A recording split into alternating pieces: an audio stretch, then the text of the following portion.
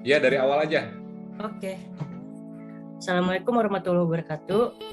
Perkenalkan, kami dari kelompok 8 yang beranggotakan Nikola Pringga dan saya Muhammad Rehan Adam. Nah, kelompok 8 akan menjelaskan tentang pemulihan jasa. Yang pertama, pemulihan jasa itu merupakan salah satu determinan signifikan kepuasan dan loyalitas pelanggan. Kepuasan pelanggan adalah perasaan senang atau kecewa yang muncul setelah membandingkan kinerja atau hasil produk yang dipikirkan terhadap kinerja atau hasil yang diharapkan. Yang selanjutnya ada contoh pekerjaan jasa. Contoh pekerjaan jasa itu dibagi menjadi 3. Yang pertama itu ada arsitektur dan desain interior. Jasa ini diperlukan untuk membangun tatanan negara secara bangunan serta membangun tatanan rumah bagi masyarakat. Yang kedua ada pegawai negeri. Itu ada PNS, polisi, dan TNI. Jasa ini melindungi negara serta masyarakat, baik dalam keamanan maupun administrasi. Yang ketiga ada guru. Guru ini berada di bidang pendidikan. Guru menyediakan jasa pelayanan jasa berupa mendidik anak sesuai dengan mata pelajaran yang diampunya. Guru tidak menghasilkan barang, melainkan produk jasa. Lalu ada tipe-tipe kegagalan jasa. Itu dikelompokkan dalam 3 kategori berikut. Yang pertama itu ada respon karyawan terhadap kegagalan suatu penyampaian. Secara garis besar, kegagalan sistem penyampaian jasa terdiri atas respon karyawan terhadap dua tipe kegagalan jasa. Yang pertama itu ada ketidaktersediaan jasa berkenaan dengan tidak adanya layanan tertentu yang bisa tersedia atau unavailable service.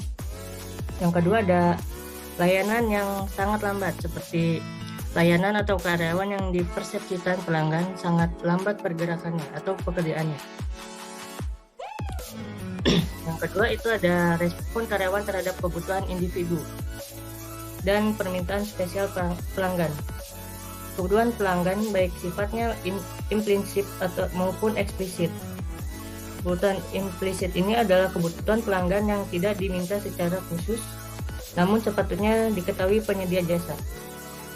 Lalu yang ketiga ada tindakan karyawan yang tidak cepat dan tidak diharapkan. Tipe ini menyangkut kejadian dan perilaku karyawan yang baik maupun yang jelek, di mana semuanya tidak diharapkan pelanggan. Lalu selanjutnya akan dibacakan oleh Nikola. Baik, untuk selanjutnya adanya bagaimana pemulihan jasa dapat dilakukan. Pemulihan jasa dapat dilakukan terdiri atas 4 tahap utama. Yang pertama yaitu mengidentifikasi kegagalan jasa, di mana kita harus bisa melihat suatu kesalahan yang dilakukan pada jasa yang kita terapkan. Yang kedua adanya memecahkan masalah pelanggan. Terus yang ketiga mengklasifikasi kegagalan jasa, dan yang keempat mengintegrasikan data dan penyempurnaan jasa keseluruhan. Proses pemulihan jasa menurut Ciptono pada tahun 2005. Secara garis depan, aktivitas yang perlu dilakukan dalam rangka service recovery meliputi beberapa hal berikut. Yang pertama, respon. Pengakuan bahwa telah terjadi masalah atau kegagalan jasa, permohonan maaf, empati, respon yang cepat, dan keterlibatan manajemen di dalamnya.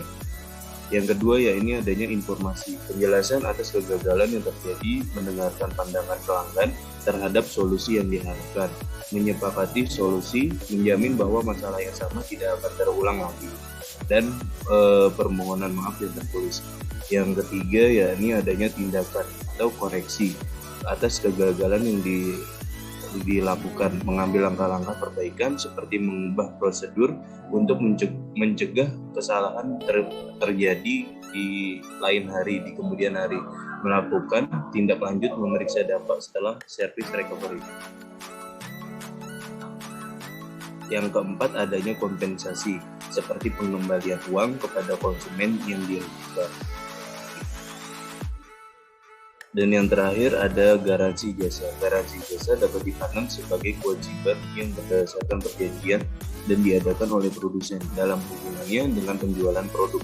Perjanjian tersebut menentukan kualitas produk apakah sesuai dengan yang dijanjikan atau tidak, sehingga ganti rugi harus disediakan oleh produsen bagi konsumen sebagai kompensasi atas performansi yang tidak sesuai. Sekian dan terima kasih.